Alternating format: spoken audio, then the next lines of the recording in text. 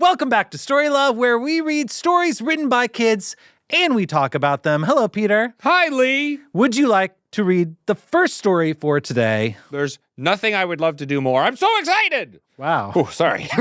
Here we go. This first story, Lee, comes to us from an 8-year-old from Missouri named Eli, and Eli's story is called The Dirty Floor.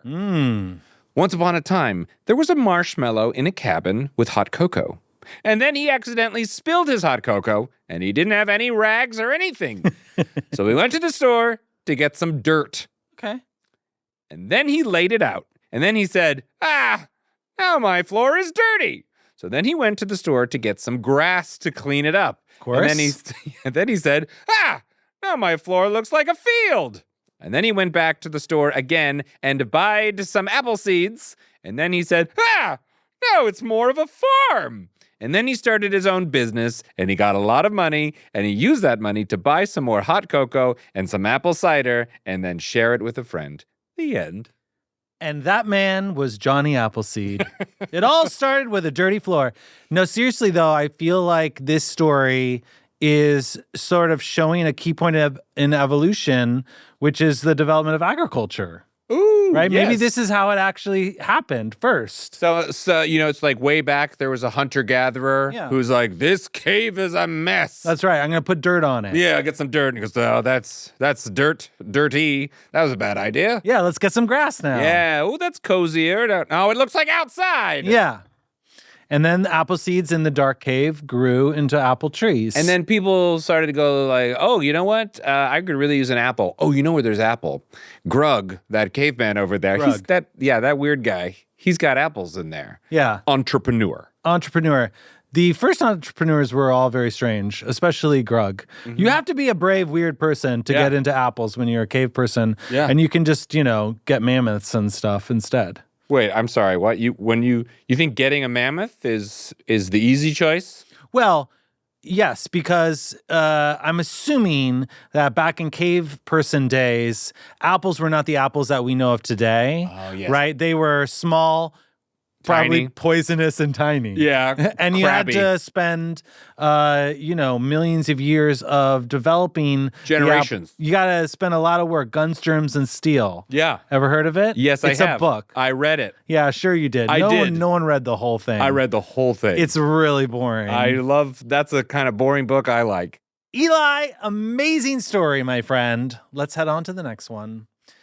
This is called Percy the Penguin by Yatri, a 10-year-old in Canada. Percy the Penguin lived in Antarctica. He was cold, so he moved to Florida. The end. Sometimes this story is like a haiku, where it makes you think about every single word.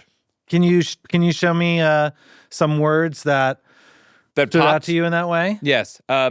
Antarctica, cold. What was that? Antarctica. Thank you. Got the C in there. Antarctica. Antarctica.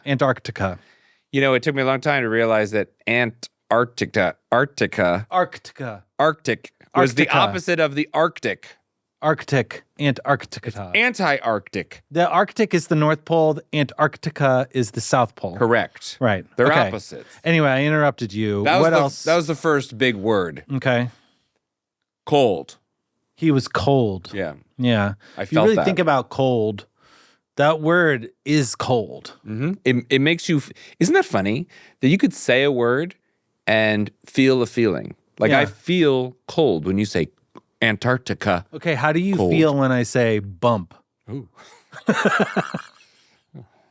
How do you feel when I say slide? I would before you. It sounds wet, doesn't it? Before I even knew what the word was, I was sliding off my chair. Is that right? Yeah. That's how good of an actor I am? Yeah. Good actors make you feel the line before they say it. Mm-hmm. All right, give me one more word. Okay. Tompy. I want to trot. That was a made-up word. I know, but I don't use that in company tonight. I don't want you to get embarrassed. Tronty. Tompy is what I said. Tompy. Yeah. Tompy. Tompy is a very trompy word. Yeah, well, there you go. And the final word, Florida. Yeah, I thought a lot about Florida with this because there are so many advantages to Florida. This is why so many people go there, right? Mm-hmm. You are warm year round. There's a lot of beaches on both sides, right? Most places only have a beach on one side. It's a peninsula. That's right. Now, I was recently made fun of for how I say the name of this state. I just said it in the way I don't naturally say it. You say Florida? No. I have somebody point this out to me. I say it only 2 syllables. Florida? Florida. Florida? Florida. Florida? Florida. You don't really say it like that, though. That's If very I'm like, strange. let's go to Florida, You don't really say it like that. I say Florida. Florida. I say forest, Florida, horrible. If you were orange, like on camera, how do you say it, though? I'd say Florida. You say Florida? I don't know how to say it because I'd be actively working against the way I say it. I think probably people in Florida say Florida. Florida? Florida. It's like, what's another Well, city like East that? Coast, they say Florida.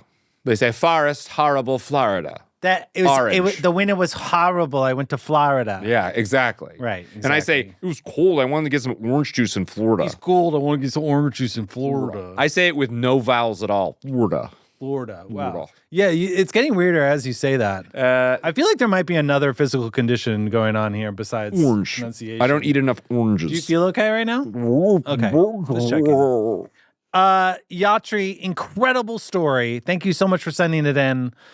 I Lee? want to go to Florida now. Yeah, let's go. Let's go right now. To Florida. We have one more story.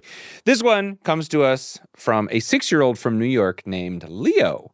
And Leo's story is called The Gardening Competition. Nobody owned the aquarium. So they had a competition to see who would get to own it. They had a competition to see who could grow the biggest tree and the fastest.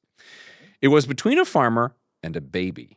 The baby's name was Goo Goo Gaga, and the farmer's name was Sharky Barky.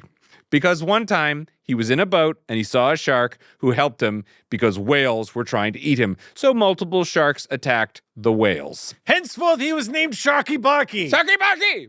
They both went at the same time. They each had a shovel, a bucket of seeds, and 2 buckets of dirt. There were 500 judges. Okay, that just feels like it's going to be really hard. It's like the Academy Awards. Maybe it's just up, down, in which case it's fine. 500 is great. They started when the 500th judge, a special judge, the President of the United States, told them to start. They planted all the seeds at once.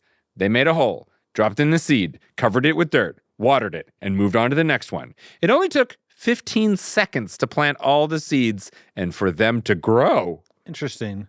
But there were bulls on the farm who came to eat the leaves. The baby had a Nerf gun that he used to shoot at the bulls. They ran away from the trees, but charged at the baby. Uh-oh. The baby ran away and was a good digger, so he dug a hole and went in. The bulls dug with their horns, but they couldn't catch the baby. The baby ran away and the bulls ran home. The farmer lost the competition and got dunked in an ice pool. He said it was refreshing, but when he got out, he was an ice block, and they had to nail him out. The baby won and got to own the aquarium. The baby was very smart. The end! Fantastic story, Leo. I love the backstory for the farmer. Yeah. I'm obsessed with his name, Sharky Barky, and this anecdote from his past about the whales and attacking him, and multiple sharks attack the whales. You know, so good. I feel like we're used to the whales being friendly. Right. And we got to be protected from the sharks. Last I checked, there's no shark with killer in its name. Yes, But exactly. a whale, there's a killer one. Uh-huh. So that tells me watch out for whales. Absolutely my favorite part of this story is the first 4 words. Yeah, so Nobody good. owned the aquarium. What's the story on that? Why? Who built it? So good, though. I mean, are they saying it was built by the city or the state? Or it was abandoned? Or is abandoned? I think it just sort of exists. You know, like you show up at the aquarium and you're like, who owns this place? And you're like, nobody. Actually, we don't know. We don't know. We lost all the records in our shed with all the files burned up. I mean, maybe it's a fundraising vehicle, this thing. Because, you know, be careful what you wish to own. Yeah. Once you own an aquarium, do you know how often you have to clean those things? Like every day. Every single day, frequently. If you've ever had a fish tank, you know aquariums, they're even worse. There's no such thing as a free aquarium. That's true. I love, so I said I love the backstory of the farmer, but we don't know much about the baby. I guess babies by definition don't have much backstory. Yeah, there's not a ton of backstory. Except the hospital they were born in. Yeah, well, maybe some babies were born in cars. That's true. I've heard that. Also, I like that the ice dunk was refreshing. Yeah. Do you think that he's just saying it was refreshing so it doesn't feel as much like a punishment?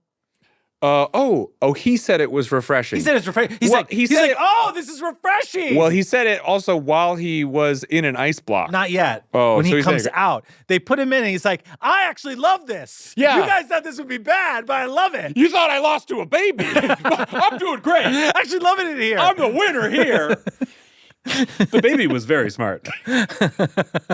Incredible. Amazing story, Leo. Thank you so much for sending it in. To read all of today's Story Love stories, just head to storypirates.com.